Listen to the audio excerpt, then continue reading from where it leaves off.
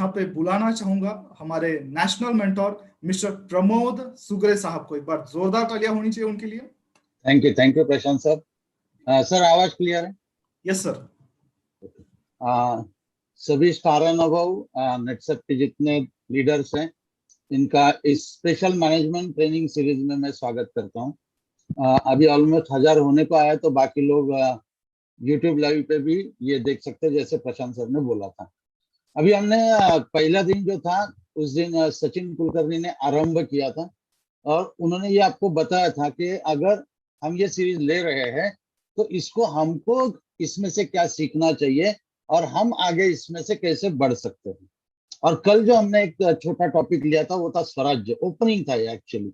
अभी स्वराज्य मतलब क्या था, तो एक छत्रपति शिवाजी महाराज का एक विचार था, अपने कॉमन लोगों के लिए, नॉर्मल लोगों के लिए खुद का राज्य होना चाहिए।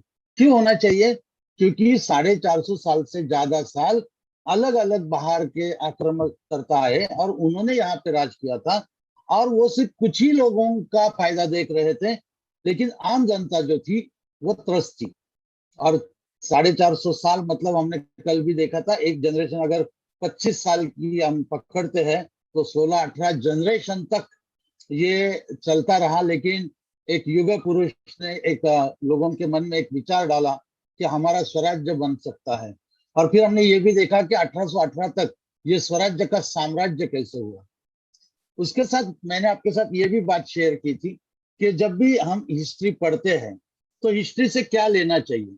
मेरा जो एंगल है, मैंने कल भी क्लियर किया था, आज भी वापस करता हूँ। हिस्ट्री से हमको 2 चीजें लेनी चाहिए। पहला इंस्पिरेशन, इंस्पिरेशन मतलब प्रेरणा, और सेकंड हमको सीखना चाहिए कि उन लोगों ने, जो भी सक्सेसफुल लोग हो गए, उन लोगों ने उस सिचुएशन में कैसे किया था।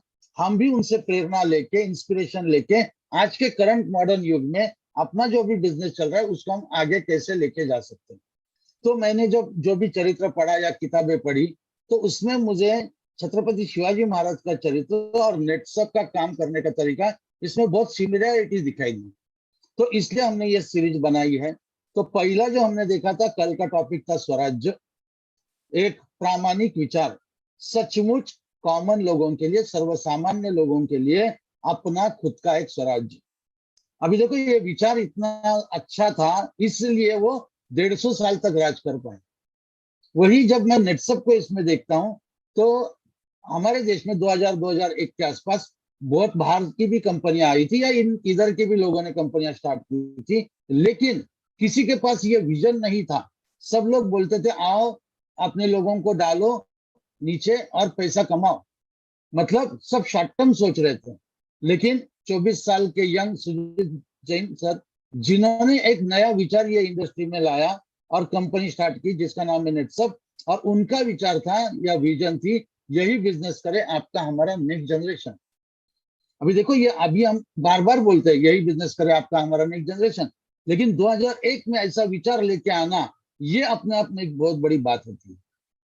और वो विजन लेके जो नेटसेप ने अपना कार्यक्रम चालू किया है, आज निरंतर 21 साल से ग्रोथ के साथ नेटसेप आगे जा रहा है, क्योंकि विजन क्लियर है, हमको ये बिजनेस नेक्स्ट जनरेशन तक लेके जाना है। अभी वही जो लोगों ने अडॉप्ट किया, जो लोग अपना बिजनेस समझ के, मेरा ये टीम है, मेरा नेटवर्क है और ये मेरा बिजनेस है, इसको भी मुझे अगले जनरेशन तक लेके जाना है, वो सभी लोग आज की तारीख में मेंटर है। मतलब विजन है, विजन के साथ गोल्स है। अभी कल के एंड में सचिन कुलकर्णी ने आपको बताया था, आपका भी विजन क्लियर चाहिए और आपके पास भी गोल होने चाहिए। तो मुझे ये 100% भरोसा है कि आपने कल रात को बैठ के अपना अपना विजन क्लियर किया रहेगा और अपने गोल भी फाइनल किए रहेंगे। तो आगे हम थोड़ा बढ़ते हैं। तो जैसे अभी प्रशांत सर ने ओपनिंग में बोला, विदाउट मावड़े या विदाउट मावड़ा ये स्वराज्य पॉसिबल नहीं था। तो हम आज थोड़ा वो टॉपिक देखेंगे जिसको अपनी अगर भाषा में हमको समझना है, तो इसको आप पहले लिख के रखिए, सिलेक्शन ऑफ पीपल हम बोल सकते हैं कि किन लोगों को साथ में लेके आगे जाना चाहिए। तो हम थोड़ा देखेंगे छत्रपति शिवाजी महाराज के साथ शुरुआत में कौन से लोग आए, फिर मैंने उसका कनेक्शन नेटसेप में भी लगाया कि नेटसेप के साथ किस टाइप के लोग आए, फिर जो मेंटर बना उसने ऐसे किन लोगों के ऊपर फोकस किया, इस वजह से वो मेंटर बना है, और एंड में सचिन कुलकर्णी आपको वापस ये समझाएंगे कि आपके टीम में सिलेक्शन होना चाहिए, मतलब क्या होना चाहिए। टीम तो बहुत लोग ज्वाइन होते हैं, लेकिन उसमें से ऐसे किन लोगों के ऊपर हमको फोकस करना चाहिए ताकि हमारा भी स्वराज्य बने। स्वराज्य मतलब अभी हमको राज नहीं बनाना है, आर्थिक स्वराज्य बने, ताकि जो नेटसप हमको मैक्सिमम पे आउट देता है वो मिले, जो अचीवमेंट्स है वो होनी चाहिए, और आपका भी एक स्वराज्य बनना चाहिए, एक बिजनेस एम्पायर खड़ा होना चाहिए। तो इसलिए आज का टॉपिक जो है वो है मावड़ा, और इसकी शुरुआत हम पीपीटी के साथ ही करने वाले। तो शुरुआत करते हैं कि ये जो शुरुआत में जब 1645 में छत्रपति शिवाजी महाराज ने शपथ ली कि हम स्वराज्य करेंगे, तो उनके साथ जो लोग जुड़े वो कौन थे और किन लोगों ने उनको विरोध किया। क्योंकि उस समय छत्रपति शिवाजी महाराज भी एक छोटे जागीरदार थे, और उनके जैसे या उनसे भी कुछ बड़े जागीरदार पूरे महाराष्ट्र में थे। लेकिन वो लोग क्या करते थे, आदिल शाह, निजाम शाह या मुगल के पास सर्विस करते थे, नौकरी करते थे। लेकिन उन्होंने जब देखा कि ये 15 साल का लड़का ही बोल सकते उस समय, और इसने कुछ ये चालू किया है स्वराज्य वगैरह, उनको लगा ये बच्चों का खेल है। और इन लोगों ने सभी बड़े बड़े सरदार या बड़े बड़े जागीरदार जो थे, इन्होंने सपोर्ट तो किया नहीं, उल्टा विरोध किया। मतलब इनिशियल स्टेज में जो छत्रपति शिवाजी महाराज का विचार था कि स्वराज्य करेंगे, तो उनके पास जो लोग आए वो कैसे आए, किस टाइप के लोग थे। मतलब ये अगर लोगों का हम बैकग्राउंड देखते हैं, इनका क्या कैसे लोग थे, तो अगर हम देखते तो ये प्रोफेशन क्या था इन लोगों का जो शुरुआत में लोग आए थे। तो ये या किसान थे, या छोटे बड़े सैनिक थे, या कुछ शाहजी महाराज के साथ, मतलब छत्रपति शिवाजी महाराज के पिताजी के साथ भी काम करते थे। मतलब ऐसे लोग थे जो बहुत बड़े सरदार या जागीरदार नहीं थे। लेकिन दूसरी चीज ये थी कि उनका बैकग्राउंड भी बहुत बड़ा नहीं था। मतलब जैसे कि बड़े खानदान से आए, बड़े फैमिली से आए, नॉर्मल से लोग थे। लेकिन इंपॉर्टेंट ये भी था कि या क्या ये शिवाजी महाराज के रिलेटिव थे, भाई का लड़का, बहन का लड़का, भांजा है, भतीजा है, भाई है, बीबी का भाई है, ऐसे कुछ नहीं था। ये सभी लोग नॉर्मल और कॉमन लोग थे। लेकिन फिर इनको एज अ मावड़ा, एज ए इनिशियल लोग ये शिवाजी महाराज के साथ क्यों जुड़े, ऐसा अगर हम देखते हैं तो मेरा स्टडी ये बोलता है कि ये सभी लोगों के पास भी सेम विजन था जो छत्रपति शिवाजी महाराज के पास था। लेकिन उनको शायद ओपनिंग नहीं मिल रहा था, कैसे करे ये पता नहीं था। लेकिन जब शिवाजी महाराज ने बोला कि स्वराज्य करेंगे, स्वराज्य करेंगे, मतलब तो ये ऐसे लोग थे जिनको खुद को भी लगता था यस, ये जो अन्याय अत्याचार हो रहा है इसकी जगह पे हमारा खुद का एक स्वराज्य होना चाहिए। ये ऐसे ही लोग शुरुआत में शिवाजी महाराज के साथ जुड़े। दूसरी अगर चीज देखते तो इनमें सब में जबरदस्त पोटेंशियल था, लेकिन शायद प्लेटफॉर्म नहीं था या उनको अवसर नहीं मिला था। लेकिन पोटेंशियल था, जो शिवाजी महाराज को समझ में आया कि इनमें बहुत ज्यादा पोटेंशियल है, मेरी विजन के साथ ये लोग मैच करते। एक और चीज अगर देखते तो ये बहुत पैशनेट थे। जब आप ये हिस्ट्री पढ़ते तो आपको समझ में आएगा इन्होंने स्वराज्य के लिए खुद की जान दे दी, इतना पैशनेट ये लोग थे। और एक और इम्पोर्टेंट चीज मुझे लगता है, सबसे इम्पोर्टेंट चीज, कि ये लोग लॉयल थे। कितने लॉयल थे, तो इनको भी बहुत ज्यादा अमित शाह रहेंगे कि आप यहाँ आ जाओ तो आपको ये देंगे, ये सरदार की मिलेगी, ये जागीरी मिलेगी। लेकिन उन्होंने जो विजन रखी थी ये सभी मावड़ों ने कि हमारा स्वराज्य बनाना ये विजन है, हम में पोटेंशियल है, हम खुद करेंगे। और पैशनेट भी थे, और सबसे इंपॉर्टेंट जो फैक्टर था वो ये सभी लोग लॉयल थे। तो ऐसे बहुत सारे मावड़े साथ में आए, और इनिशियल स्टेज पे जो आश्चर्य कर देने वाले कारनामे इन्होंने किए। मतलब बड़े बड़े मुगल या आदिल शाह या निजाम शाह के सरदारों को इन्होंने हार हार दिलाई या धूल चटाई, और वो भी बहुत कम लोगों के साथ। उनकी संख्या ज्यादा थी, उनके पास हथियार ज्यादा थे, उनके पास बहुत कुछ था, इनके पास ज्यादा कुछ नहीं था। लेकिन ये 4 पॉइंट होने की वजह से वो भिड़ गए और उन्होंने उनको परास्त कर दिया। ऐसे बहुत मामले थे। लेकिन मैं कुछ एक 8 ऐसे लोगों को थोड़ा सा आपके साथ इंट्रोड्यूस करूंगा। बहुत सारे लोग इनको पहचानते हैं, कुछ लोग शायद जो महाराष्ट्र के बाहर से रहेंगे उनके लिए शायद ये नाम नए भी रहेंगे। लेकिन हर एक के लाइफ में स्वराज्य के लिए उसने क्या किया, वो एक छोटी सी स्टोरी, बहुत बड़ी स्टोरी बन सकती है, लेकिन स्टोरी टेलिंग ये हमारा आज का प्रोग्राम है नहीं। मैं ये आपको बताना चाहता हूँ कि ऐसे अगर लोग हैं विजन वाले, पोटेंशियल, पैशनेट और लॉयल, तो स्वराज्य कैसे बनता है। तो अगर कुछ लोगों को मैं यहाँ पे आपको दिखाऊं तो सबसे पहले आते हैं सरनौबत नेताजी पालकर। ये जो नेताजी पालकर थे ना, इनको प्रति शिवाजी बोला जाता था। मतलब जैसे शिवाजी महाराज का एक औरा था, वैसा ही नेताजी पालकर का था, और वो पहले सर सेनापति थे।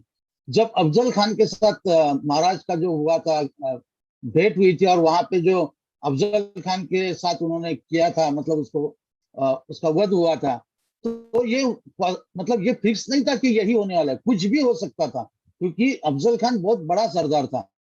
लेकिन इनका स्ट्रैटेजी और ये क्लियर था। और नेताजी पालकर ने क्या किया था, उनकी पूरी फौज, वो महाबलेश्वर का जो एरिया है, वाई परगना बोलते उसको, वो पूरा जंगल एरिया, वह पेड़ पे ही इनके सब सैनिक थे। तो इन्होंने किया क्या था, जैसे ही ऊपर से प्रतापगढ़ से तोपों की आवाज आई कि ये मुलाकात खत्म हुई है, उन्होंने जो मतलब कत्लेआम किया था, क्योंकि वो अफजल खान की फौज को समझा ही नहीं कि यहाँ से आ रहे, क्योंकि ये पेड़ पे छुपे हुए थे। और जितना अफजल खान बीजापुर से वाई तक आते आते पूरा महाराष्ट्र लूट के लेके आया था। मतलब उसमें जड़ जवाहर थे, पैसा था, सोना था, और बहुत कुछ, हाथी घोड़े ऊंट, ये सब था। ये सब उन्होंने स्वराज्य में नेताजी पालकर लेके आए थे। तो ऐसे एक पराक्रमी सर सेनापति पहले थे। दूसरा अगर मैं नाम लेता हूँ प्रतापराव गुजर, तो ये भी सर सेनापति थे। और आदिल शाह का एक बड़ा सरदार था बहलोल खान, उसके साथ इनकी मुठभेड़ हुई थी, और उन्होंने बहलोल खान को हराया था। वो शरण भी आया था, लेकिन प्रतापराव गुजर जी से एक भूल हो गई। उन्होंने विदाउट महाराज या प्रधानमंडल को पूछे बगैर उसके साथ सुलह कर ली और उसको छोड़ दिया। तो छत्रपति शिवाजी महाराज ने उनको बहुत जबरदस्त ऐसा पत्र लिखा है, वो इतिहास में है अभी भी, कि किसको पूछ के इसको छोड़ दिया, आपको ये नहीं करना था। जब तक उसको खत्म नहीं करोगे तब तक हमें रायगढ़ पे आके मुंह नहीं दिखाओगे आप। तो ये समझने के बाद प्रतापराव गुजर मात्र 7 मावड़ों के साथ, मतलब ये एक और बाकी बचे हुए 6, ऐसे 7 लोग 10,000 की फौज को जाके भिड़ गए थे। वहां पे उन्होंने उनके बहुत सारे सैनिकों को खत्म किया, लेकिन ये 7 लोग वहां पे शहीद हो गए। इसके ऊपर महाराष्ट्र के एक बहुत बड़े कवि है, कवि कुसुमाग्रज, उन्होंने अजरामर कविता भी लिखी है, वेड़ा तो मराठे वीर दौड़ले 7। मतलब ये 7 लोग एक पैशन के साथ वो 10,000 की फौज के साथ भिड़ गए थे। उसके बाद अगर मैं एक नाम लूं तो तानाजी मालुसरे। शायद महाराष्ट्र के बाहर भी सभी लोग इनको पहचानते, बिकॉज अभी अभी मूवी आया था। ये तानाजी मालुसरे जो एक गढ़ है यहाँ पे, जिसको अभी बोलते, पुणे से बहुत नजदीक है, सिंहगढ़ बोलते हैं, पहले उसका नाम कोंडाना हुआ करता था। और ये गढ़ बहुत इंपॉर्टेंट था स्वराज्य के लिए, और वो लेना था। लेकिन वहां पे बहुत स्ट्रांग किलेदार था जिसका नाम था उदयभान, और ये किला लेना चाहिए ऐसे जब शिवाजी महाराज का प्लानिंग चल रहा था, उसी टाइम पे तानाजी मालुसरे अपने लड़के का, राय बाय का शादी का इनविटेशन देने आए थे। लेकिन जब उनको पता चला कि ऐसा ऐसा चल रहा है, कोंडाना लेना है, उन्होंने बोला आधी लगीन कोंडाण्याचं मग रायबाचं। मतलब पहला मैं कोंडाने पे जाऊंगा, मैं करूंगा ये लड़ाई, उसके बाद रायबा का शादी होगा। हम सबको ये स्टोरी पता है कि तानाजी मालुसरे उनके मावड़ों के साथ सीढ़ियां लगा के रात के टाइम पे ऊपर गए, बहुत बड़े युद्ध हुआ। गढ़ तो आया लेकिन सिंह चला गया, इसलिए वो गढ़ का नाम भी छत्रपति शिवाजी महाराज ने बाद में सिंहगढ़ रखा। मतलब ये बलिदान देते हुए ये स्वराज्य बना है। इतने पैशनेट और पोटेंशियल वाले लोग थे। अगर अगला मैं नाम लूं येसाजी कंक, इनकी स्टोरी भी बहुत ही अफलातून है। जब महाराज राज्याभिषेक के बाद कुतुब शाह के पास, मतलब आज का हैदराबाद, उस समय का भागा नगर, उसके साथ मिलने गए थे, क्योंकि ये उनका चल रहा था कुतुब शाह और हम मिलके दक्कन में हम राज करेंगे, मुगलों को यहाँ आने नहीं देंगे नॉर्थ में, सॉरी साउथ में। तो ये जब महाराज मिलने गए थे, 10-12 हजार की फौज लेके गए थे, और उसमें कुछ ही लोगों को लेके कुतुब शाह को मिलने के लिए गए थे। अभी कुतुब शाह भी राजा था, और ये हमारा मतलब वो दिखाना चाहता था मेरे पास क्या क्या है। तो उसने देखा मेरे पास इतने हाथी है, इतने घोड़े है, ये है वो है, और सबसे इंपॉर्टेंट है मेरे पास बहुत ज्यादा हाथी है। शिवाजी महाराज आपके पास कितने हाथी है? शिवाजी महाराज ने उनको जवाब दिया, मेरा एक एक मावड़ा एक एक हाथी के बराबर है। तो बोला ऐसे कैसे हो सकता है? तो बोले हाँ आप आजमा के देखिए, मेरा एक एक मावड़ा एक एक हाथी के बराबर है। तो उसने बोला क्या आपका एक मावड़ा मेरे हाथी के साथ लड़ाई लड़ सकता है? तो छत्रपति शिवाजी महाराज ने बोला कोई भी आप सिलेक्ट करो, वो आपके हाथी के साथ लड़ सकते। तो ऐसाजी कंग जो थे वो शुरुआत से छत्रपति शिवाजी महाराज के साथ थे। उन्होंने बोला मैं लड़ूंगा ये हाथी के साथ। तो उस समय बहुत बड़ा ग्राउंड होता था, वो ग्राउंड के 4 कोनों में 4 छोटे छोटे दरवाजे होते थे और बुरुज होते थे। अगर कोई जान पे आ गई तो छोटे दरवाजे से अंदर चला जाएगा। और ऐसे बड़े हौद में एक मदमस्त हाथी को डाला गया जो दारू पिला के उसको भेजा गया था, और उसके सामने ऐसाजी कंग वो हाथी के साथ लड़ने लगे। आप थोड़ा इमेजिन करने की कोशिश कीजिए, एक मदमस्त हाथी और उसके सामने एक 5.5 फुट का एक आदमी, हाथ में सिर्फ तलवार। जैसे ही ये स्टार्ट हुआ, हाथी उनको मारने के लिए दौड़ रहा था। 5 से 7 मिनट सिर्फ ऐसाजी कंग जी ने उसको चकमा दिया, उसको आजू बाजू से तलवार से मतलब उसको ये किया, और लास्ट में उन्होंने एक ही घाव में ये हाथी की सूंड काट डाली। जैसे ही हाथी की सूंड कट गई, ये हाथी जगह पे खत्म हो गया। मतलब ये लोगों में कितना बड़ा शौर्य तो था, लेकिन स्वराज्य के लिए कुछ भी कर गुजरने की उनमें कितना पैशन था, लॉयल कितने थे। ये एक एक मावड़ा, मतलब ये आप समझ सकते हो कि इन्होंने कितना जबरदस्त बलिदान दिया है। इसके आगे अगर हम देखते हैं, हम्बीर राव मोहिते, ये महाराज के अगले सर सेनापति थे, जो राज्याभिषेक के बाद 74 के बाद महाराष्ट्र में जो जिंजी तक मतलब मराठों का साम्राज्य लेके गए, यहाँ पे इनका सबसे मेजर रोल था। जो 45,000 की फौज लेके ये पूरे साउथ में गए थे और दक्षिण दिग्विजय किया था, जो इनके नेतृत्व में हुआ था। इसके बाद अगर हम देखते हैं तो बाजी प्रभु देशपांडे, ये बाजी प्रभु देशपांडे जो थे, जब पनाहगढ़ पे शिवाजी महाराज मतलब अटक गए थे, तो उस समय उनको विशालगढ़ जाना था। मात्र 700 लोगों के साथ बाहर निकले थे। और ये एक खिंड है जिसको आज की तारीख में पावन खिंड बोला जाता है। रात भर चल के आने के बाद 10,000 की फौज के सामने एक खिंड में 300 लोग खड़े थे, और 300 लोगों ने 10,000 की फौज को तब तक रोक के रखा जब तक शिवाजी महाराज विशालगढ़ पे नहीं गए, और वो इशारत की तोप जब तक नहीं हुई तब तक ये लड़ते रहे। 300 मावड़े, साथ में बाजी प्रभु देशपांडे, उनके भाई फुलाजी देशपांडे, ये सभी लोग वहां पे शहीद हो गए। लेकिन उन्होंने शिवाजी महाराज को, मतलब ये 10,000 की फौज को रोक के रखा, 300 लोग, मतलब आज अगर हम ये सोचते हैं तो भी हमको ये बिलीव नहीं होता है, इतना जबरदस्त पराक्रम इन लोगों ने किया था। और एक नाम इसमें जोड़ सकते हैं, जीवा महाला। जब अफजल खान के साथ ये महाराज की भेंट थी, उस समय पे कुछ कंडीशंस थी कि आप साथ में कितने लोगों को लेके आ सकते हैं। 10-10 लोगों को लेके आ सकते हैं, लेकिन शामियाने के बाहर ये जो हम धनुर्बाण रहता है उसकी रेंज के बाहर खड़े करेंगे, और साथ में एक वकील रहेगा और एक अंगरक्षक रहेगा।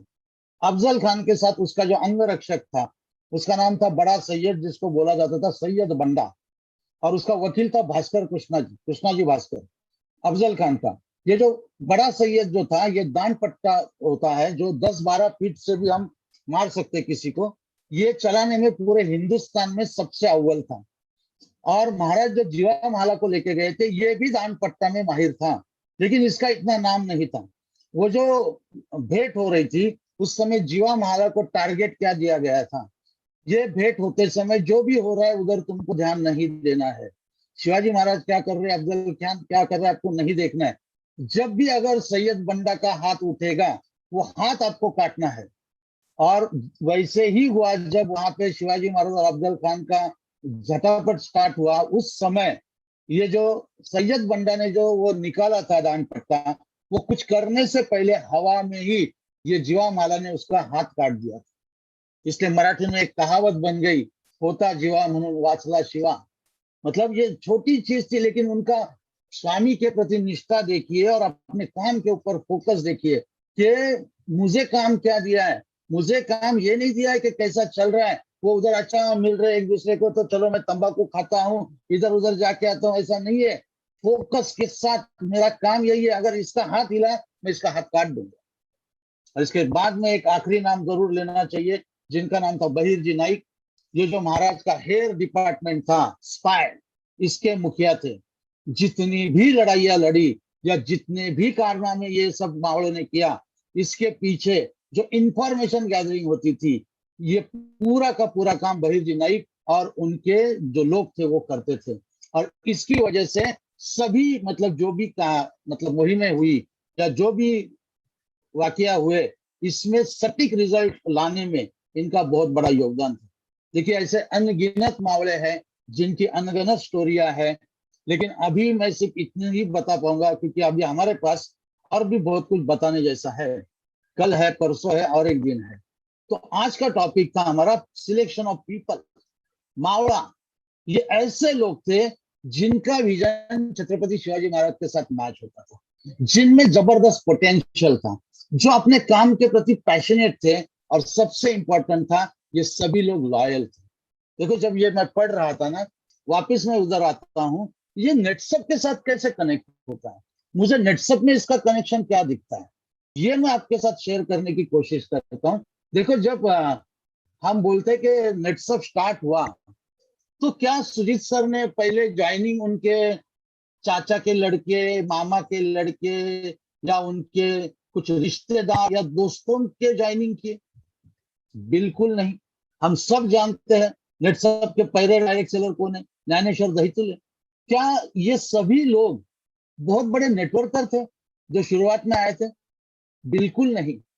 मतलब ये लोग नेटवर्किंग जानते थे, नेटवर्किंग करते थे, लेकिन उस समय जो भारत में बड़े बड़े नेटवर्कर थे वैसे नहीं थे, क्योंकि सो कॉल्ड बड़े बड़े नेटवर्कर को उस टाइम भी लग रहा था कि ये भी तो कोई बच्चों का खेल है, ये भी तो ऐसी कंपनी आई है, थोड़े दिन चलेगी बाद में खत्म हो जाएगी। तो सुजीत सर का जो सोच था, उसके साथ जो लोग जुड़े उनके साथ, ना कोई बहुत बड़ा नेटवर्कर था, ना कोई किसी का स्ट्रॉन्ग फैमिली बैकग्राउंड था, ना ये सुजीत सर के रिलेटिव थे। तो कौन थे ये लोग? देखो हमारे पहले डायरेक्ट सेलर, हमारे सब जहां से हमारा नेटवर्क स्टार्ट होता है, दहितुले साहब, इनका एक खुद का छोटा इंडस्ट्री था, साथ में ये जॉब भी करते थे और नेटवर्किंग का थोड़ा बहुत एक्सपीरियंस इनके पास था, लेकिन बड़े नेटवर्कर दहितुले साहब भी नहीं थे। इसके साथ अगर मैं मेरी बात करूं, मैं साड़ी का बिजनेस करता था और मेरे पास भी 2-3 साल का नेटवर्किंग का एक्सपीरियंस था, लेकिन उस समय मुझे भी ज्यादा कोई लोग पहचानते नहीं थे या बहुत ज्यादा एक्सपीरियंस नहीं था। अगर मैं तीसरा नाम लूं वाटकर का, अजय वाटकर, ये शेयर ब्रोकर था, और लेकिन ये भी नेटवर्किंग के बारे में बहुत कुछ जानता नहीं था। लेकिन इसके बाद जो 3 लोग थे, विलास थोरात, संजय देशपांडे और महेंद्र साळवी, ये तीनों लोग नॉन बैंकिंग में नेटवर्किंग टाइप करते थे, लेकिन वो भी बड़े रैंक पे नहीं थे, वो भी एक छोटी रैंक पे ही थे।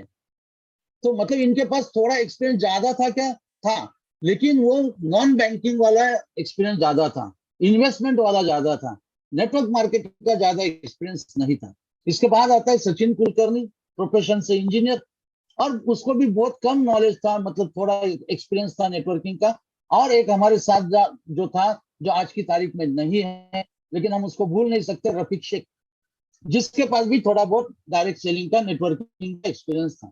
देखिए ये 8 लोग ऐसे थे ना जिनके पास बिल्कुल ज्यादा एक्सपीरियंस नहीं था, किसी का भी स्ट्रांग फैमिली बैकग्राउंड नहीं था, ना ये कोई सुजीत सर का रिलेटिव या फ्रेंड था। तो क्या ये लोग ज्वाइन होने के क्यों हुए, और इनकी वजह से इन्होंने मतलब ऐसा क्यों काम किया? मुझे वही वापस 4 पॉइंट ध्यान में आते जो सुजीत सर का विजन था, यही बिजनेस करे आपका हमारा नेक्स्ट जनरेशन। हम 8 लोगों ने कभी भी शॉर्ट टर्म विचार नहीं किया, ऑलवेज डे वन से हमारे भी दिमाग में यही है कि यही बिजनेस करे आपका हमारा नेक्स्ट जनरेशन। पोटेंशियल हमें शायद था जो सुजीत सर ने पहचाना, नेटसप ने पहचाना, वो पोटेंशियल आज हमको दिखाई देता है कि कितना बड़ा काम हुआ है। पैशनेट हम लोग थे क्या? थे, है, और मरते दम तक रहेंगे, क्योंकि आज भी हमको लगता है अरे प्रोग्राम करना है जबरदस्त, चलो क्या क्या कर सकते। दहितुले साहब रोज सेमिनार लेते, कितना पैशनेट है, और लॉयल तो 101% है, थे, क्योंकि हमको भी बहुत सारी कंपनियों ने बोला इधर आइए, ये देते, गाड़ी देते ना, घोड़ा देते, और इतना बड़ा कमीशन देते ना, इतना बड़ा पैसा देते। 21 साल में कभी दिमाग में विचार नहीं आया। और देखो ये इसका थोड़ा मैं अगर इसको एक्सपांड करने की कोशिश करूं, आज की तारीख में नेटसप में जितने मेंटर्स हैं, इनको अगर आप ऑब्जर्व करते हो, मतलब दहितुले साहब की टीम से रवि बेनकर और सतीश शेजुड़े, ये दोनों भी दहितुले साहब के रिलेटिव नहीं है, ये दोनों भी फ्रेंड नहीं है, लेकिन वो मेंटर है बिकॉज दहितुले साहब ने ये देखा कि अरे इनमें ये है पॉइंट्स। अभी अगर मैं मेरा एग्जांपल लूं, मेरे टीम में किरण लाटकर और सत्यान कदम 2 मेंटर्स है। सत्यान कदम तो मेरे नेटवर्क में बॉटम में बहुत नीचे है, किसान है, 10वीं तक की पढ़ा है, लेकिन आज की तारीख में वो नेटवर्क में मेंटर है। क्यों है? क्योंकि मैंने भी देखा है सत्ता में वो पोटेंशियल है, वो विजन है, उसको सपोर्ट करना चाहिए। अगर मैं वाटकर की बात करूं, वाटकर की टीम में नट्टू भाई मेंटर है। नट्टू भाई वाटकर के रिलेटिव नहीं है, फ्रेंड नहीं है। वाटकर का जो नेटवर्क स्टार्ट हुआ उसमें गुजरात में नट्टू भाई काम करते थे, वलसाड़ में। और वाटकर को समझ में आया कि इनके पास पोटेंशियल है, इनको सपोर्ट करना चाहिए। वाटकर ने उनको सपोर्ट किया। नट्टू भाई का पोटेंशियल, उनका लॉयलिटी, उनका पैशन, आज नट्टू भाई भी मेंटर है। और हम मजाक में बोलते हैं कि हमारे सबसे यंगेस्ट मेंटर है, जिनसे हमको सबको प्रेरणा मिलती है। उसके बाद अगर हम देखते हैं विलास थोरात, विलास थोरात के पास आज रफीक होता तो वो एक मेंटर 101% होता। दुर्भाग्य से रफीक आज इस दुनिया में नहीं है। लेकिन किशोर परब, मुकेश चौधरी ऐसे दो मेंटर है जो उनकी टीम से आते हैं।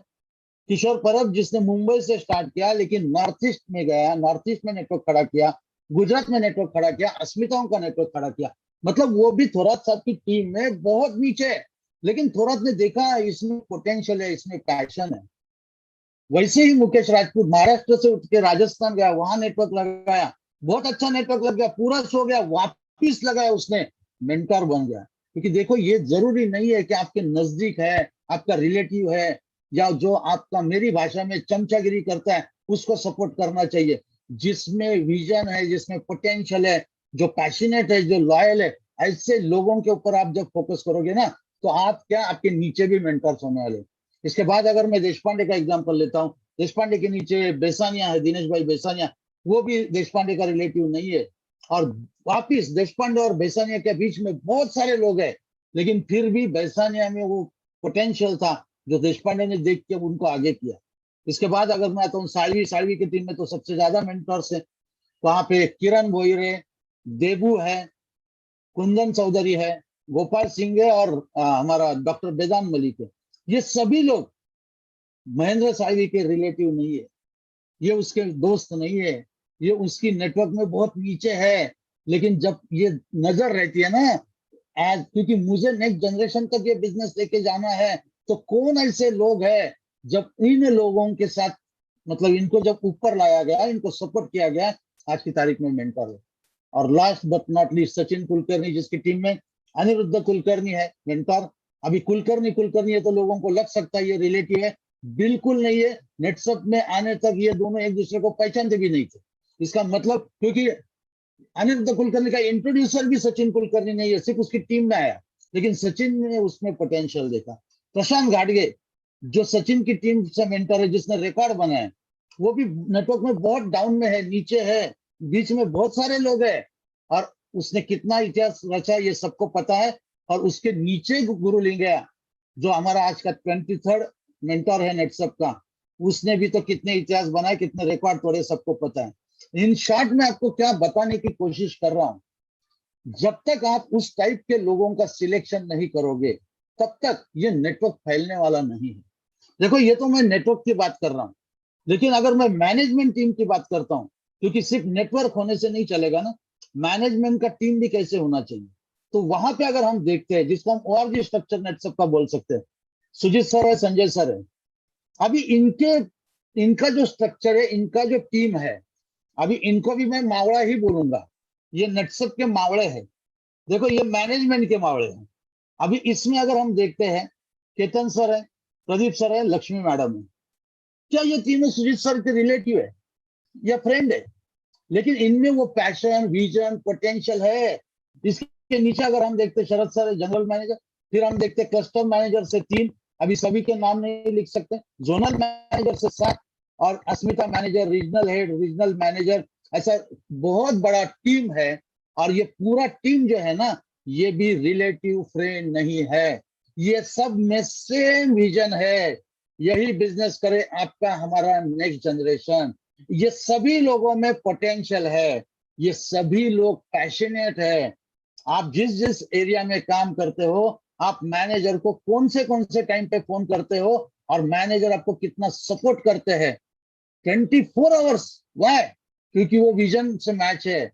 क्यों सपोर्ट करते हैं? बिकॉज उनको भी वो, उनमें वो पोटेंशियल है जो कंपनी ने समझा है, वो भी पैशनेट है, और सबसे इंपॉर्टेंट वो भी सभी लोग लॉयल है। देखो ये मैं जो कनेक्शन आपको बताने की कोशिश कर रहा हूं, शिवाजी महाराज का एक विजन स्वराज्य से बन गया साम्राज्य। इसमें इंपॉर्टेंट कड़ी आती है selection of people. Shivaji Maharaj ने ये नहीं देखा कि ये मेरा रिलेटिव है या मेरा फ्रेंड है या मेरा सब बातें सुनता है। उन्होंने ये देखा ऐसे कौन लोग हैं जिनको लेके मैं स्वराज्य खड़ा कर सकता हूँ। अगर इसका कनेक्शन हम नेटसप में देखते हैं, सुजीत सर ने भी ऑलमोस्ट वही किया है। उन्होंने भी यही देखा है क्योंकि नेक्स्ट जनरेशन तक लेके जाना है तो हमको भी उस टाइप के लोग चाहिए।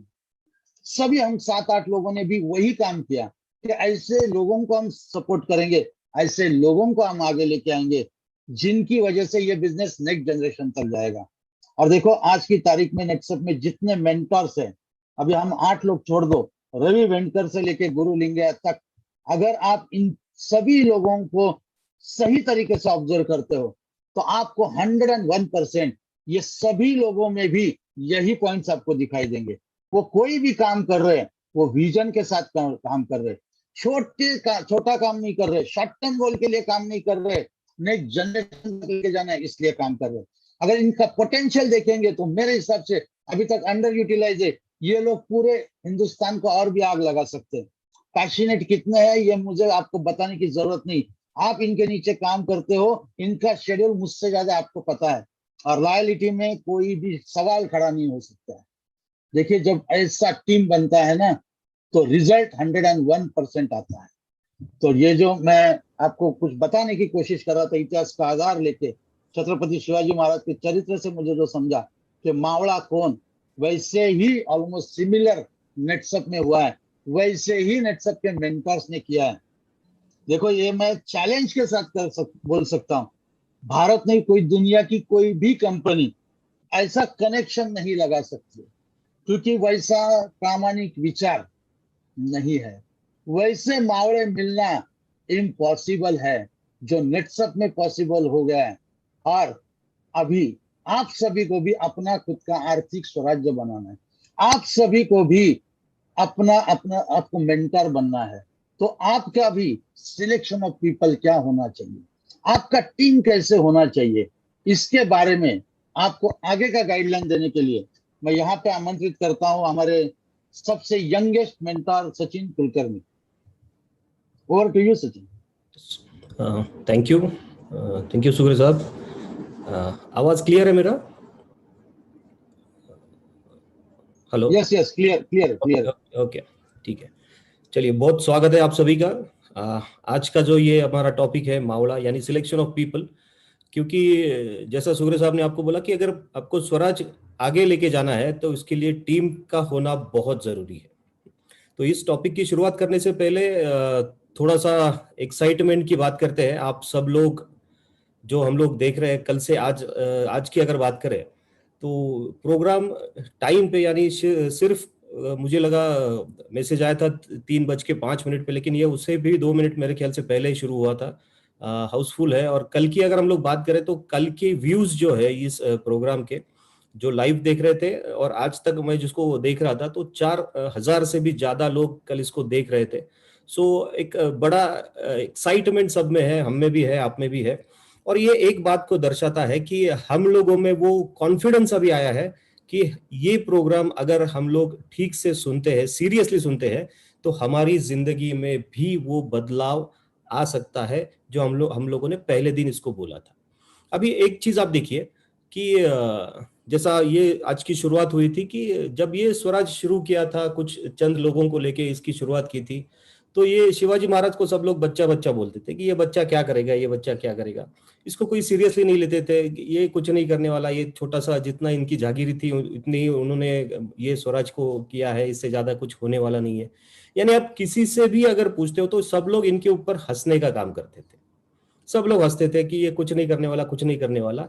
लेकिन एक चीज जो है वो आप भी ध्यान रखिए, ये आपके बारे में भी होता है, हम पे भी होता है, आप पे भी होता है। बहुत सारे लोग हमें भी हंसते हैं कि ये क्या कर रहे थे, अभी तो नहीं हंसते, खैर पहले हंसते थे। आप में भी अभी जो शुरू कर रहे हैं नए नए लोग हैं उनके ऊपर भी लोग हंसते रहेंगे कि ये कहाँ क्या कर रहा है, ऐसा कुछ होता नहीं है वगैरह वगैरह।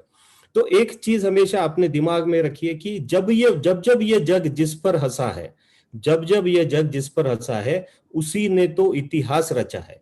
और ये इतिहास हमें रचना है तो लोगों के ऊपर फोकस नहीं करना है, अपना अगर विजन क्लियर है, जो हमारा कल की बात हो गई थी कि if our vision is clear, तो हम लोग एक सही डायरेक्शन से हम लोग आगे बढ़ना चाहिए, हम लोगों ने आगे बढ़ना चाहिए, short term, mid term, long term goal के साथ आगे बढ़ना चाहिए।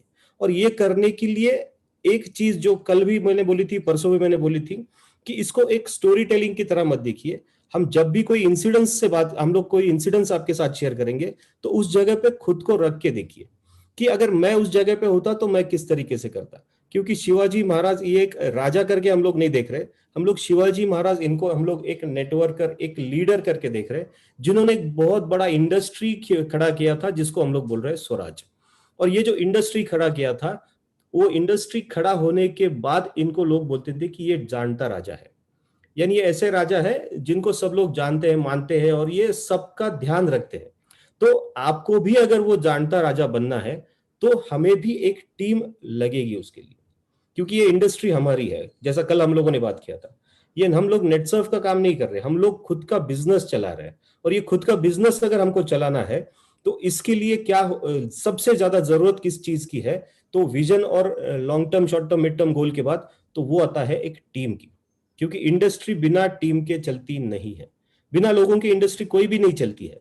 तो हमें अगर वो टीम की जरूरत है, देखिए अगर आप एक सोच के देखिए कि एक आपका एक इंडस्ट्री है, कोई भी आप बोलिए कि इंडस्ट्रियल एरियाज जो होते हैं, वहां पे एक यूनिट होता है जिस इंडस्ट्री जिसको बोलते हैं, वहां पे अगर आपका इंडस्ट्री है, तो वो इंडस्ट्री चलाने के लिए क्या होना चाहिए? आपकी इंडस्ट्री को कंपाउंड होता है, उसके सामने गेट होता है, तो एक गेट कीपर चाहिए, वॉचमैन चाहिए, अंदर जाने के बाद साफ सफाई करने वाले लोग चाहिए, उसके बाद जो आपकी मशीन होती है उसके ऊपर काम करने के लिए वर्कर चाहिए, उन वर्कर के ऊपर ध्यान रखने के लिए आपके पास सुपरवाइजर्स का होना जरूरी है, वो सुपरवाइजर ठीक से काम कर रहा है कि नहीं कर रहा है वो ध्यान रखने के लिए मैनेजर्स का होना बहुत जरूरी है। और ये मैनेजर्स अलग अलग बिजनेस, अलग अलग डिपार्टमेंट के मैनेजर्स होते हैं, इनके ऊपर रखने के लिए कोई प्रेसिडेंट होते हैं, वाइस प्रेसिडेंट होते हैं, और फिर उसके ऊपर आप एज ए इंडस्ट्री के मालिक, ऐसा ये एक स्ट्रक्चर होता है, ऐसा एक टीम होता है। अगर ये टीम नहीं है तो क्या होगा, आप थोड़ा सा विजुअलाइज करके देखिए कि आपका मर्सिडीज है, आप लेके आए, और गेट के पास आपका मर्सिडीज अगर रुकता है, आपके पास टीम बिल्कुल नहीं है, तो आपको उतरना पड़ेगा, दरवाजा खोलना पड़ेगा, खुद को ही सैल्यूट मार के लेना पड़ेगा, वापस गाड़ी अंदर आएगी, दरवाजा बंद कर लेंगे, अंदर आएंगे, आप मर्सिडीज पार्क करेंगे, उसके बाद उतरेंगे, आपका ब्लेजर सूट निकाल के रखेंगे, झाड़ू हाथ में लेंगे, पूरा आपका जो इंडस्ट्री है वो पूरा आप उसको झाड़ू लगाएंगे, पोछा मारेंगे, उसके बाद वो आप एप्रन डालेंगे, मशीन पे जाएंगे, काम करेंगे, वो निकाल के रखेंगे, बाद में वापस आएंगे और ऐसा करके सुपरवाइज करेंगे, उसके बाद मैनेजर का रोल, यानी इतने सारे रोल करने के बाद फिर आप आपके केबिन में जाएंगे, आपका एसी चालू करेंगे, और फिर आप ब्लेजर पहन के, आपका सूट पहन के बैठेंगे। यही चीज बहुत बार नेटवर्क में भी होता है, अपने अपने अपने से बहुत सारे लोगों के साथ भी होता है। क्योंकि उन लोगों का फोकस, जैसा कल भी मैंने बोला था, कि इनका फोकस टीम के ऊपर नहीं होता है, लोगों के ऊपर नहीं होता है, इनका फोकस होता है मेरा कैसे होना चाहिए। और ये मेरा कैसे होना चाहिए, इसके चक्कर में क्या होता है कि हम लोग कभी भी टीम के ऊपर फोकस नहीं करते, हम लोग टीम बिल्डिंग के ऊपर कभी फोकस ही नहीं करते। तो लोग आते हैं निकल जाते हैं, आते हैं निकल जाते हैं, और हमको ही बार बार वो काम करने पड़ते हैं जो शायद हम लोग अगर टीम बनाते हैं तो वो टीम करती थी। देखिए, आप में से अगर ये बात को आप समझेंगे ठीक से, तो आप में से कोई भी ऐसा नहीं है जो कॉन्फिडेंटली बोल सकता है कि मुझे किसी का जरूरत नहीं है, ना मुझे टीम का जरूरत है, मैं वन मैन आर्मी हूं, मैं यहां से आज से मेरा करोड़पति कैप जो भी है मैं खुद के बलबूते पे करूंगा। मुझे नहीं लगता आप में से एक भी आदमी ऐसा रहेगा कि वो ये बोल सकता है। और ये टीम कैसा होता है, जरूरी नहीं है। देखो, एक और जो बहुत बड़ी गलतफहमी हम लोगों में है कि बड़ा नेटवर्क कराना चाहिए तो बड़ा टीम लगता है, बड़ा नेटवर्क आएगा तो फटाक से टीम लगेगा, मुझे बहुत अच्छा रिजल्ट मिलेगा, ऐसा बिल्कुल नहीं है। आपने अभी भी देखा, मावले जो स्वराज की शुरुआत हुई थी, वो सारे जो लोग थे, बहुत सारे लोग तो शिवाजी महाराज के बचपन के दोस्त थे, जिनके साथ बचपन से शिवाजी महाराज खेलते थे, बाकी सब चीजें करती थी, उन्हीं लोगों को उन्होंने उसमें से पोटेंशियल सिलेक्ट करके उन लोगों को ही उन्होंने टीम में लिया था, वही तो उनके मामले थे। तो ये हमें भी ये लागू होता है कि ऐसा नहीं है कि हमेशा कोई बड़ा नेटवर्कर ही मेरे पास आएगा तो ही मैं बड़ा टीम लगा सकता हूं, ऐसा बिल्कुल नहीं है। क्योंकि आप नेटसर्फ के भी बारे में देखते हैं, वो भी आपको सुग्रे साहब ने बहुत अच्छी तरीके से आज बोला है कि ये जितने भी नेटसर्फ के शुरू के 7-8 लोग थे, इनमें से भी कोई बहुत बड़ा एक्सपीरियंस वाला नहीं था। लेकिन आज की तारीख में अगर आप बोलते हो, ये 20 साल होने के बाद, हम तो 20 साल पहले नेटवर्कर नहीं थे, लेकिन आज अगर हम बोलते हैं तो आज भारत की बात नहीं कर रहा हूं, दुनिया की कोई भी बड़ा नेटवर्कर के सामने बैठ के हम लोग इतना कॉन्फिडेंट है कि हम लोग वो नहीं, उसके कंपनी के मालिक को भी यहाँ पे ज्वाइन कर सकते हैं। आज वो चीज हो गई है, लेकिन उस जमाने में नहीं थे। तो आपके पास भी टीम है, इसका ऐसा बिल्कुल जरूरी नहीं है कि ये लोग एक्सपीरियंस ही होने चाहिए। लोग अगर पैशनेट है, लोगों में अगर आगे बढ़ने की जिद है, लोगों में कुछ कर दिखाने की चीज है, तो उन लोगों को हमें सिलेक्ट करना बहुत इंपॉर्टेंट है। उन लोगों को आइडेंटिफाई करना बहुत जरूरी है, और उसके लिए वो नजर रखना बहुत जरूरी है। अभी शिवाजी महाराज की बात चल रही है, तो उनके पास वो नजर थे, वो लोगों को पहचानने में बहुत माहिर थे।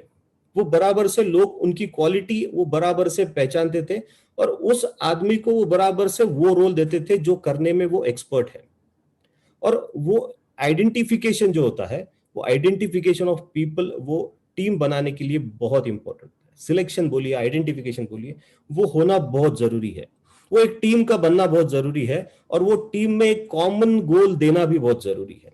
जैसा मावले जो बोलते थे, मावले बोलते थे कि ये शिवाजी महाराज का नहीं है, ये मेरा भी नहीं, ये प्रजा का राज है, ये स्वराज है, ये प्रजा का राज है, और प्रजा में मैं भी आता हूं, तो ये मेरी भी जिम्मेदारी है कि इस राज्य को हम लोग आगे बढ़ाएं। तो जैसा शिवाजी महाराज करते थे, जैसे एक लीडर करके हमें भी करना चाहिए।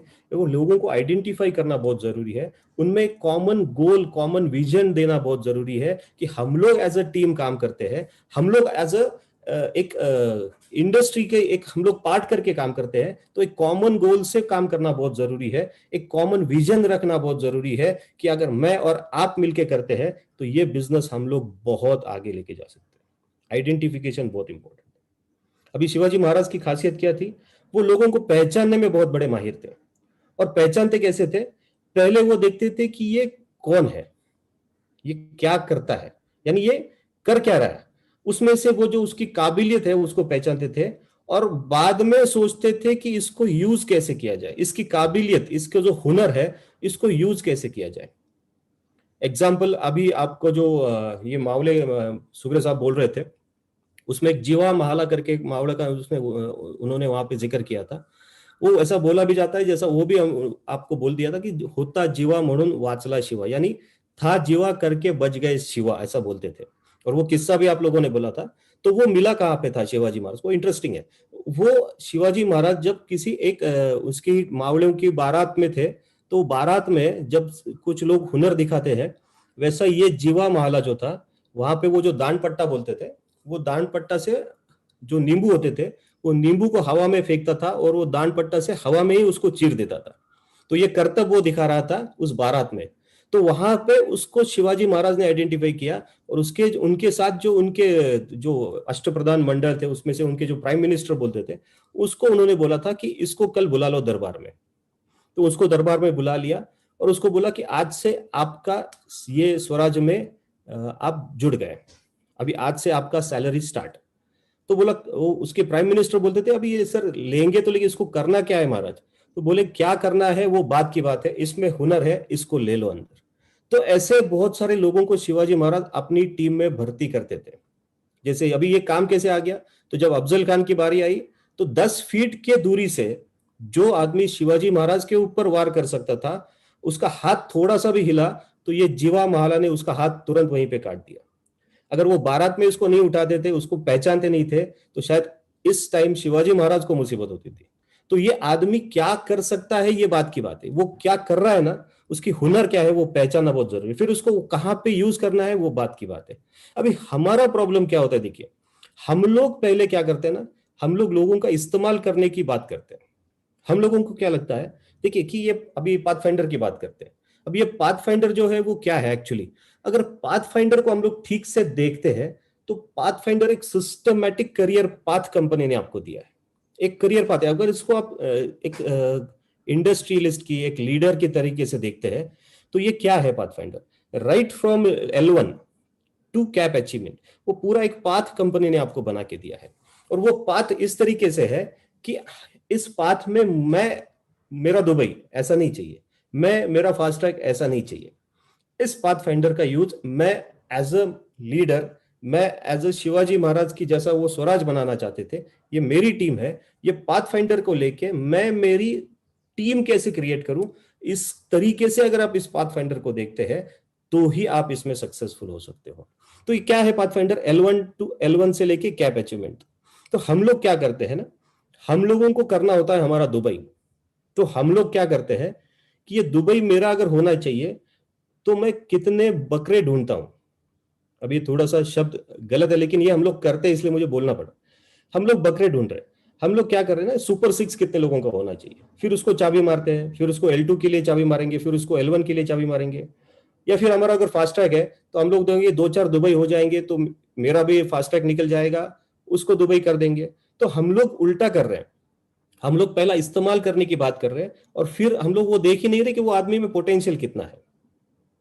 वो अगर बारात में नींबू कट रहा है तो हम लोग अगर उससे उतना ही काम करके लेंगे तो वो आगे नहीं जाने वाला है, लेकिन उसके हुनर का अगर सही तरीके से इस्तेमाल करके लेंगे तो वो हमारी जान भी बचा सकता है।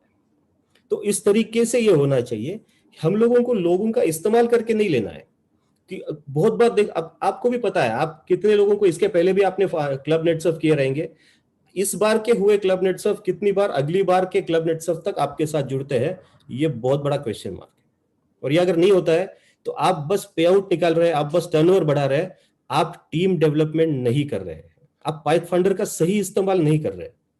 तो वे अचीवमेंट प्लान जो होता है ना वो आप नहीं कर रहे। L1 टू कैप अचीवमेंट, आपके पास जो लोग आते हैं, मैं ऐसा नहीं बोल रहा हूं कि आपके पास अगर 10 L1 आ गए तो 10 के 10 अच्छे होने चाहिए, 10 के 10 अगर अच्छे निकलने चाहिए, नो डाउट ऐसा नहीं होने वाला है। लेकिन उसमें से जिन लोगों को करना है, जिनकी करने की इच्छा है, जो आगे तक विजन रख सकते हैं या फिर जिनमें कैपेसिटी है, उनको ही सिलेक्ट करके आप L2 कर सकते हैं। उनका ही बाद में आप क्लब नेट सर्व कर सकते हैं, वो सुपर 6 हो सकता है। उसके बाद उसी को आप बाद में फास्ट ट्रैक में लेके आ सकते हैं, उसका फास्ट ट्रैक आप मेंटेन करके जा सकते हैं। तो यही लोग हैं जो छोटे छोटे लोग हैं, विदाउट एक्सपीरियंस लोग हैं, ये कल जाके बहुत बड़े नेटवर्कर बन सकते हैं। तो ये अचीवमेंट प्लान आपके पास होना बहुत जरूरी है। तो हमारे पास क्या होना चाहिए? सबसे पहले सिलेक्शन होना चाहिए। सिलेक्शन होने के बाद पाथफाइंडर जो आता है, तो पाथफाइंडर में कौन से लोग किस तरीके से इनको आगे लेके जाने के लिए हमको कहां कौन से लोग हैं, किन में क्या क्या पोटेंशियल है, वो आइडेंटिफाई करना बहुत जरूरी है। हमें खुद के लिए इस्तेमाल करके नहीं लेना है, हमें उसका अचीवमेंट करके लेना है। और उसके अचीवमेंट के लिए उसका अचीवमेंट का प्लान होना बहुत जरूरी है। वो प्लान भी हमको करना है कि ये L1 होता है, अगर इसमें पोटेंशियल है तो इसी का L2 भी होना चाहिए। उसके लिए थोड़ा शायद हमें परिश्रम ज्यादा करना पड़े, लेकिन अगर आप आज परिश्रम करते हो, उसको L1 से लेके L2 करते हो, उसी का क्लब नेट सर्व करते हो, उसी को फास्ट ट्रैक में डालते हो, तो वो थोड़े से परिश्रम आज जो आप ज्यादा करोगे, कल अगर वो लीडर बन गया तो उसके बाद आपको उसके साथ कुछ नहीं करना है। वो अपना अपना काम करते रहेगा और वो आपको जो बेनिफिट मिलने वाला है वो तो आपको मिलते ही रहेगा। तो एक आप पौधा अगर समझिए, छोटा पौधा, आप उसको थोड़ा बड़ा बनने तक आपको मेहनत करनी है। एक बार वो एक हद से ज्यादा बड़ा बन गया, उसके बाद उसको देखने की जरूरत नहीं होती है, वो तो अपने आप ग्रो करता है क्योंकि उसमें उतनी ताकत आ जाती है। तो ये चीज को समझना बहुत जरूरी है। Team work is equal to dream work, ऐसा बोलते हैं। देखिए एग्जाम्पल के मैं बोलता हूं आपको कि एक आदमी की वैल्यू कितनी होती है। मैं आपको अगर एक सेब देता हूं और मैं बोलता हूं इसको आप काटिए और इसमें कितने बीज है वो आप मुझे गिन के बोलिए, तो आप में से हर एक आदमी मुझे वो काट के उसमें से बीज निकाल के बोल सकता है कि इसमें 4-8 बीज तो है।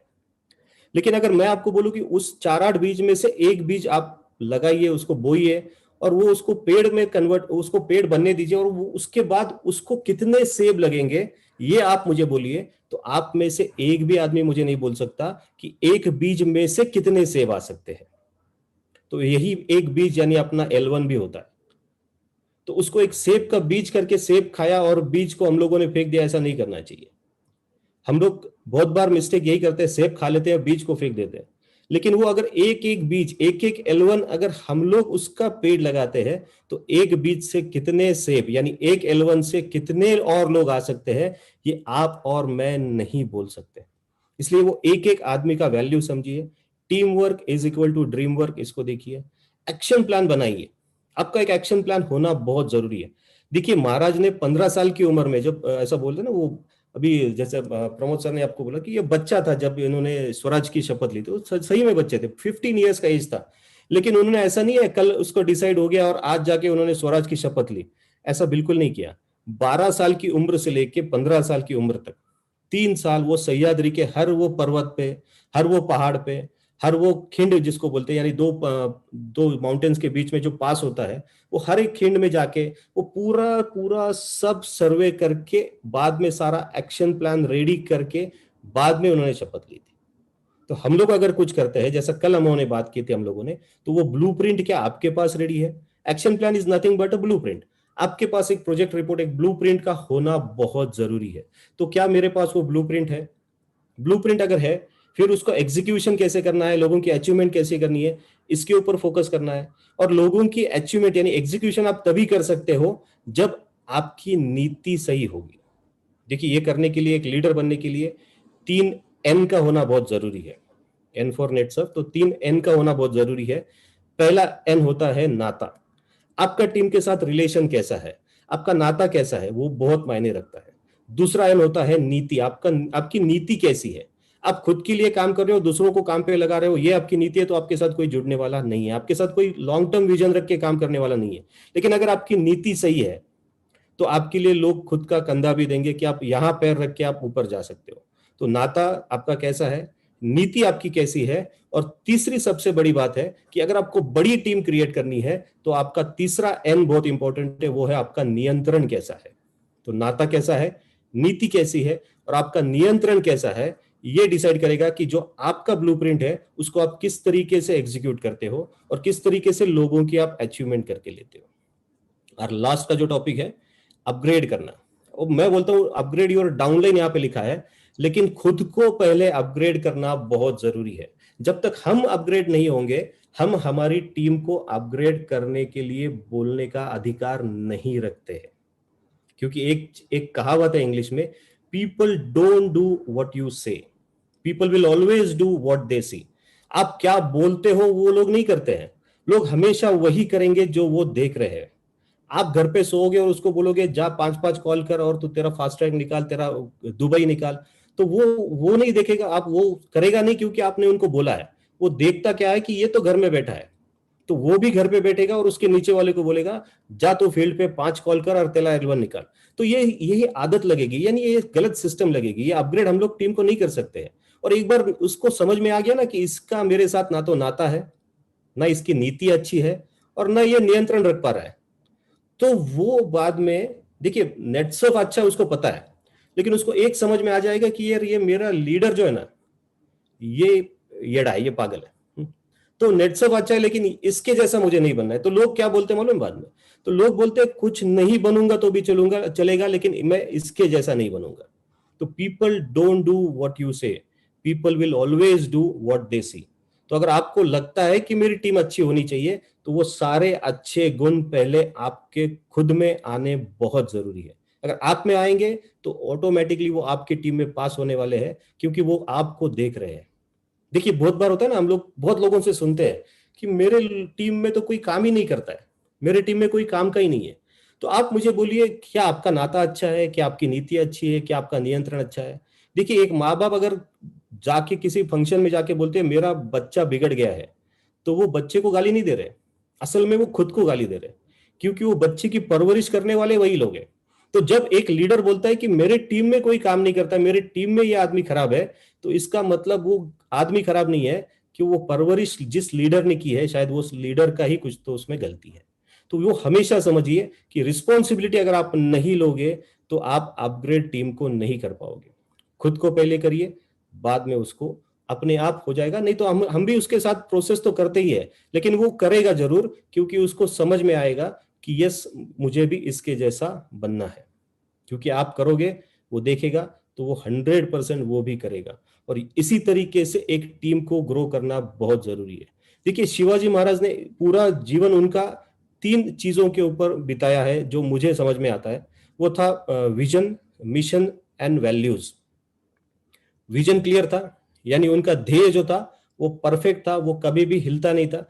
विजन क्लियर था, मिशन यानी हर योजना जो बनाते थे with blueprint, with target, with action plan, with blueprint, with people identification, और with Bahirji Naik team. Bahirji Naik team क्यों बोल रहा हूँ? क्योंकि वो उनका गुप्तचर हेड था, वो गुप्तचर की संगठना थी उनकी, और वो जो उनको इनपुट देते उनके हिसाब से वो करते थे। तो प्रॉपर सिलेक्शन था, और ये सब जो करते थे, इनकी हर एक मिशन जो था वो सक्सेसफुल इसीलिए होता था, और तीसरी चीज जिसके ऊपर वो काम करते थे वो थी वैल्यूज, जिसको हम लोग मूल्य बोलते हैं या फिर जिसको हम लोग तत्व बोलते हैं। वो मूल्यों और तत्वों के साथ उन्होंने जिंदगी में कभी भी कॉम्प्रोमाइज नहीं किया। इसलिए वो शायद शिवाजी महाराज थे, इसलिए वो शायद जानता राजा थे।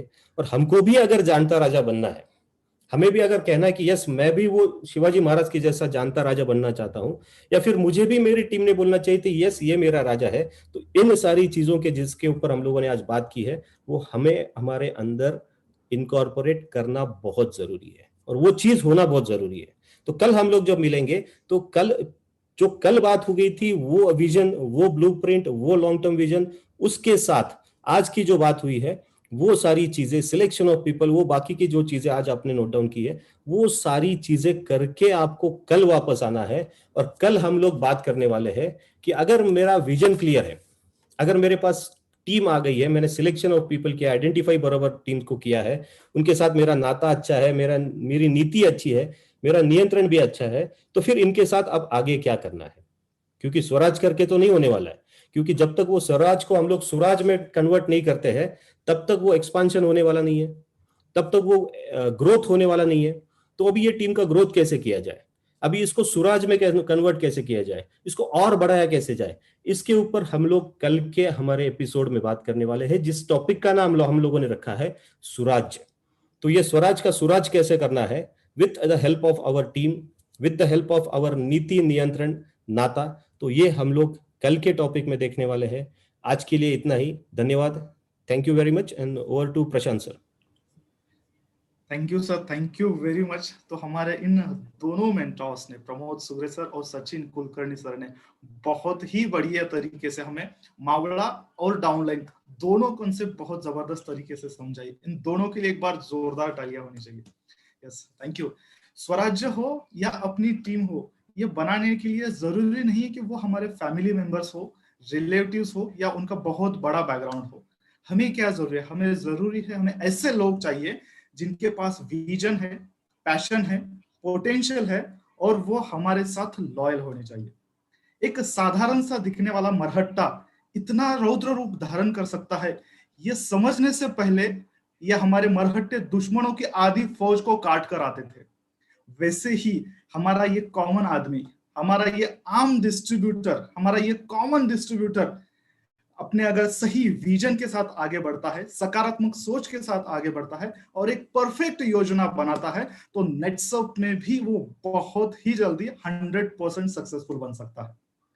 अभी हमें क्या करना है, अभी हमें हमारा नेटवर्क बढ़ाना है, हमारी डाउनलाइन बढ़ाना है। उनमें से कुछ टैलेंट को हमें आइडेंटिफाई करना है, जिसके लिए नेटसप ने ऑलरेडी हमें बहुत सारे टूल्स दिए हैं पाथ फाइंडर के माध्यम से। उनका सिलेक्शन करना है, चाहे फिर वो सक्षम अस्मिता के लिए हो, क्लब नेटसप दुबई के लिए हो, आइकॉन के लिए हो, फास्टैग के लिए हो या मिशन कैप के लिए हो। ये हमारे डाउनलाइन जिनका हमने सिलेक्शन किया है, उनका अचीवमेंट कैसा हो, इसके लिए हमें एक परफेक्ट एक्शन प्लान बनाना है, जिनके माध्यम से हम उनके गोल अचीव कर सकते हैं और हमारी टीम को भी एक स्ट्रेंथ दे सकते हैं। अभी कल अगर हम जो देखने वाले हैं सुराज, जिसमें जैसे सर ने बताया नाता, नीति और नियंत्रण के माध्यम से ये स्वराज्य को एक अच्छा सुराज्य कैसे बनाने वाले हैं, ये हम देखेंगे कल 3 बजे। सो मिलते हैं कल के दिन। अब thank you and all the best.